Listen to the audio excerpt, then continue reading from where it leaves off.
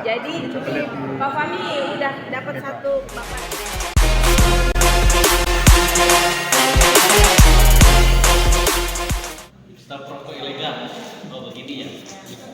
Selamat berjumpa lagi bersama kreator Rose TV pada hari Rabu tanggal 2 Juli tahun 2025. Bea Cukai Kabupaten Bogor, Jawa Barat mensosialisasikan peraturan perundang-undangan bidang bea cukai di Gedung Olahraga Desa Pakuan, Kecamatan Sukaresmi, Kabupaten Cianjur, Jawa Barat. Dihadiri Camat Sukaresmi, Ajis Muslim, Kapolsek, dan Ramil beserta jajarannya dan seluruh kepala desa, BPD, tokoh masyarakat yang berada di wilayah Kecamatan Sukaresmi. Daripada cukai sendiri itu, Bu. Definisi cukai itu pungutan negara terhadap barang yang mempunyai 4 karakteristik, Pak. Iya. 4 karakteristik. Pertama, barangnya itu punya karakteristik konsumsinya, pemakaiannya perlu dikendalikan. Jadi tidak secara bebas itu orang bisa mengkonsumsinya. Perlu dikendalikan. Kedua, peredarannya perlu diawasi.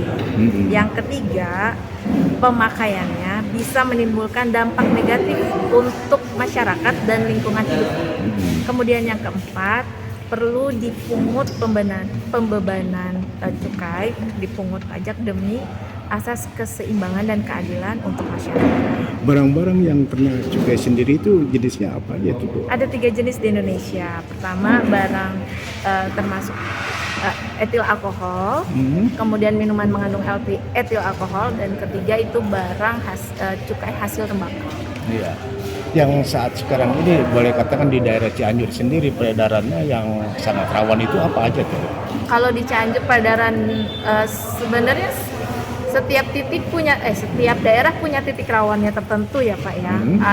Kalau di Cianjur ini memang karena dataran tinggi, orang butuh kehangatan, jadi memang jadi rawan gitu untuk peredaran rokok-rokok ilegal ini, karena kan orang akan mencari alternatif yang lebih murah gitu.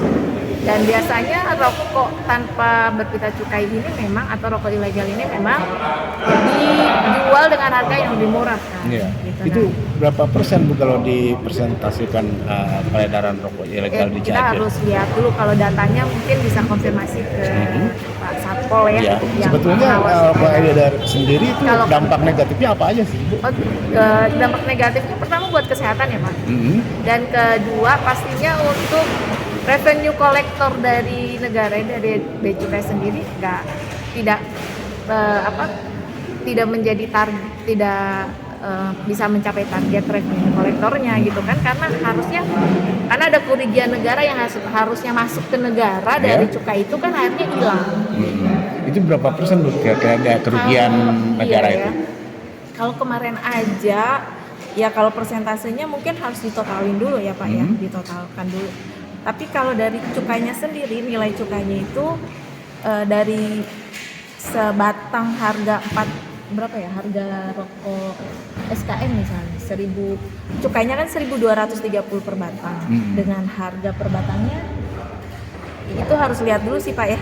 Tapi memang kerugian negaranya itu ya dari nilai cukainya itu. Kalau persentasenya ya kita lihat dulu ya harga jual rokok per batangnya sekarang berapa. Ya, terkait dengan sosialisasi ini dilaksanakan ini, boleh katakan untuk daerah Cianjur itu bagian utara, berarti sebuah hilir ya gitu. Itu apa targetnya, Bu?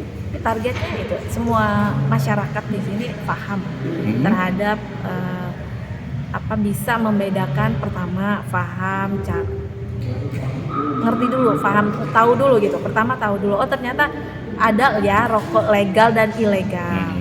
Itu kedua, kalau udah tahu, terus gimana kalau ketemu yang ilegal? Ya berarti masyarakat diharapkan bisa menolak apabila ada yang menjual, atau bisa menolak juga untuk menjualkan kembali karena untuk keuntungan yang lebih besar. Intinya semua lini masyarakat harus berperan untuk sanksi penghentian daripada rokok ilegal. pelaku rokok ilegal ini apa tuh, Bu? Kalau sanksi untuk sanksinya baru diatur untuk distributor, untuk pengedar dan penjual. Sanksinya itu penjara bisa 10 tahun dan denda 2 sampai 10 kali lipat. Iya, siap, dari Bu. nilai cukai. Oh, hatur nuhun. Dengan Ibu